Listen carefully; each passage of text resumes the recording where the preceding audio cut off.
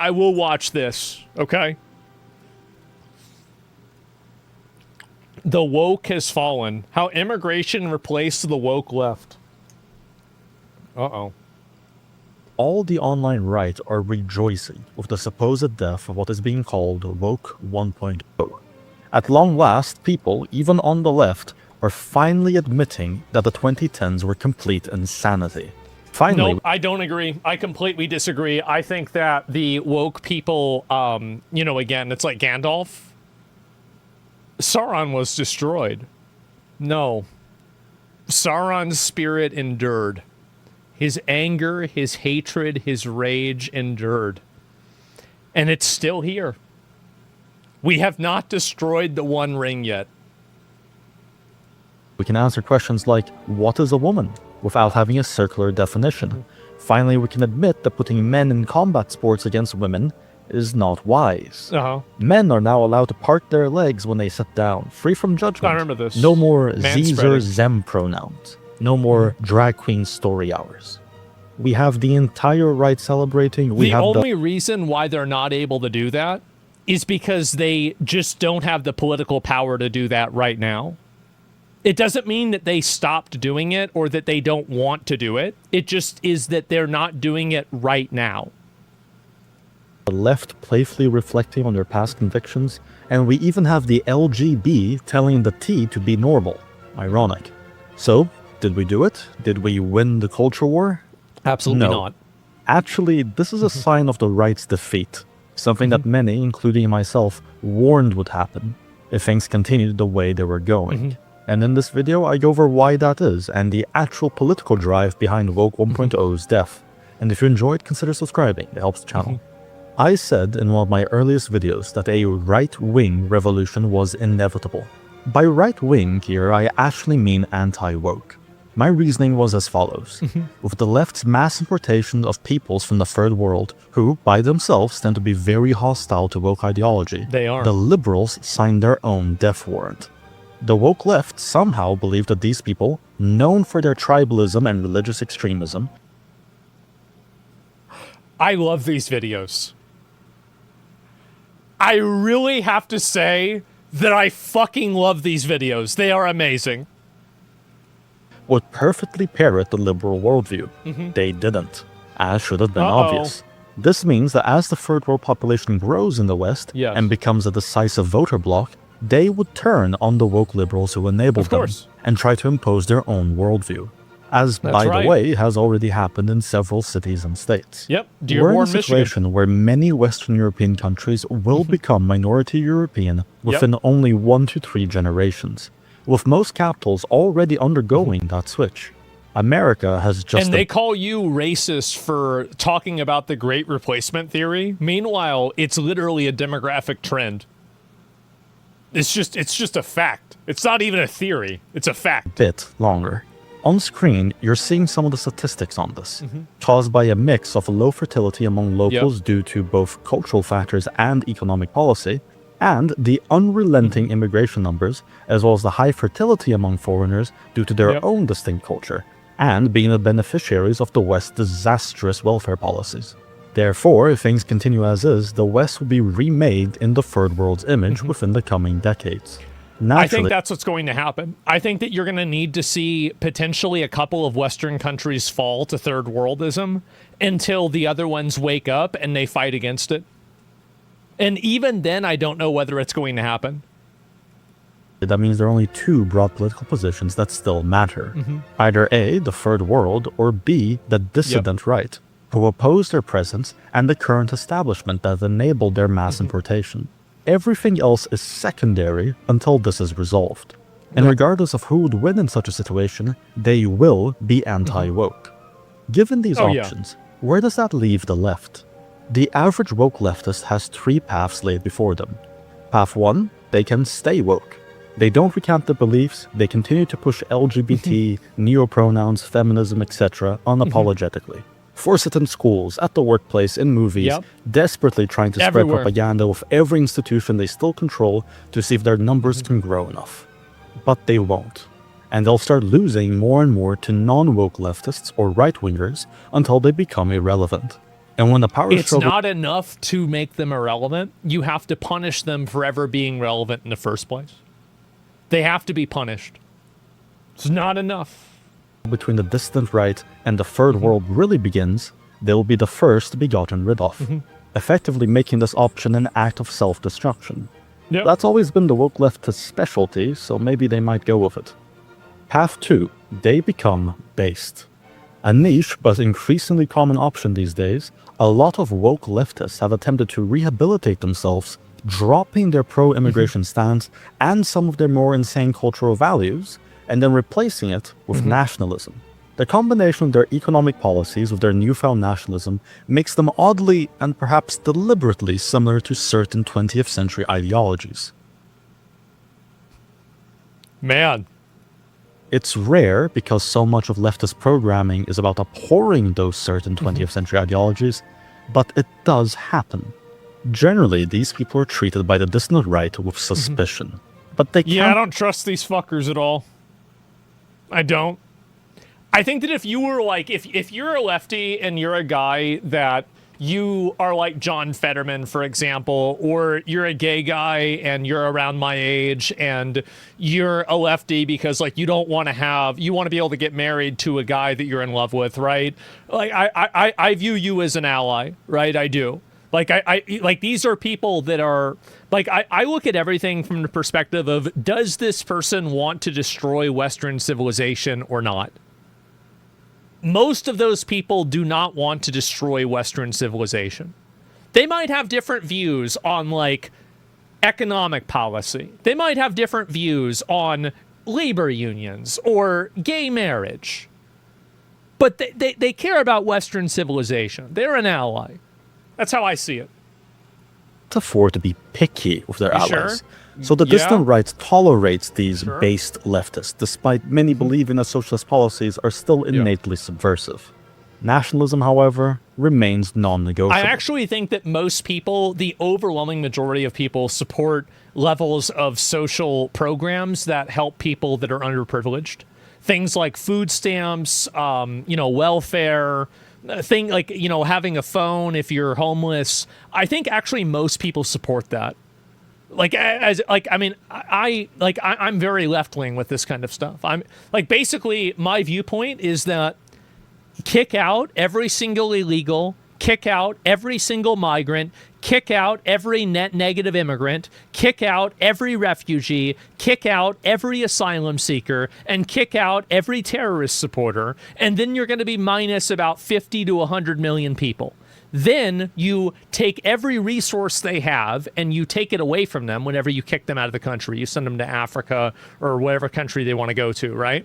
You do that, and then you take all of that money and the residual productivity, which is going to remain basically the same because these people are net negatives, and then you redistribute it among the actual Americans. That's what I would do. That's what I think. I'm a very, very big social program guy, but only for Americans. I want free health care, only for Americans. I want free child care, only for Americans. Not immigrants. Not illegals. Except the hot ones. Yeah, we're gonna bring in some hot ones, yeah. The moment one of these rehabilitated leftists starts advocating want. for something that sounds like civic nationalism, that is the belief that a nation is defined not by its people, but rather by the state bureaucracy, they're politically exiled. Path 3. They become a woke 2.0.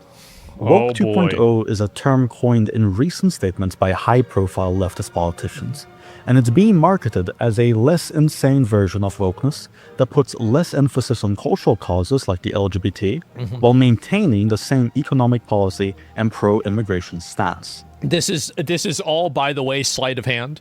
They will never relinquish any position they have on their social causes because the social causes define leftism. Economic causes do not define leftism. There are a lot of right-wing people that think the way that I do in terms of like making sure that we have, we have like food stamps for people, etc. But there is not a single person that's a leftist that's openly accepted within the leftism community that does not accept trans narratives, that does not accept non-binary narratives, that does not accept all of these identity politics narratives. They might try to subvert this and say that, well, this isn't what we care about. Yeah, okay, so if it's not what you care about, you're okay with getting rid of it. Oh, okay, we're not. Okay, so then you do care about it. That is the true fulcrum of the leftist party, or the leftist, like, political movement, is identity politics. And the reason you can tell that, the way that you can tell, is that that is the one thing that they will never compromise. They'll compromise economics, they'll compromise border patrol, they'll compromise anything else, but they will never compromise identity politics, because that's what they're truly defined by. That's the main difference between the previous option and this one. The previous option is loyal to their own nation and wants to bring about their supposed socialist utopia for their own people, recognizing that unlimited immigration makes the welfare state unsustainable. Exactly. Meanwhile, this option is still globalist. Effectively, it's attempting to signal to the Third World faction that the left are their allies and that they're willing to abandon the positions that the Third World doesn't like. When people saw leftists admitting the death of Woke 1.0 and calling it crazy, they thought that the right won the culture war. That is false. The Third World won the culture war, not the right. And what does the Third World faction actually want? It's varied because they're not homogenous, but they have enough aligned interests to be considered one political bloc for the time being. They want more immigration to continue so that they can continue to bring over their communities. That's also a really good factor, is that these people look at, you know, improved housing and all of these socialist programs. They view these things as not a ends, but a means. And so a lot of these people want to increase the amount of money that you get for having kids, or they want to increase the amount of welfare that you get, or the amount of food stamps that you get. The reason why they want to do this isn't because they care about Americans. It's because they want to financially incentivize the ethnic replacement of Americans by other people from their country. So you have to understand that, like, whenever they're advocating for these socialist policies, it's not because they're patriotic or they love America.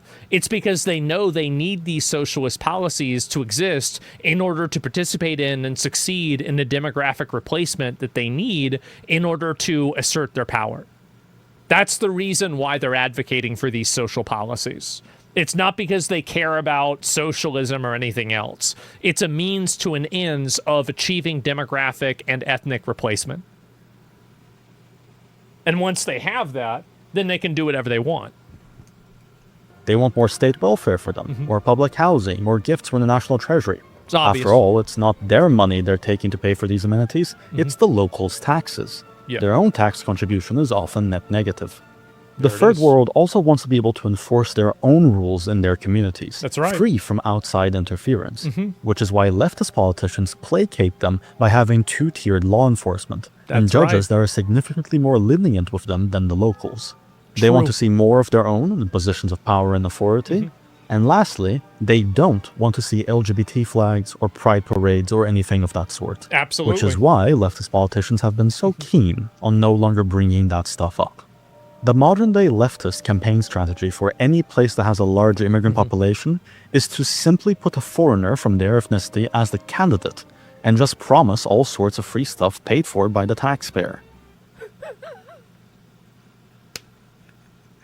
Yep. That way, they get the left-wing vote and the immigrant vote, which is usually able to win any urban election. That's right. And all it costs them is having to not bring up the principles they've been championing for half a century. But understand, for many, this was the plan all along. The leftist leaders knew this would happen when they imported the Third World. I find the alternative... Another reason why they did this is because a lot of people from these other cultures are more readily accepting of tyrannical government. They're more readily accepting of government overreach and government control. Inside of Western societies, there's a lot less tolerance on government overreach and government control. If you go to a third world country, the government can do whatever the hell they want.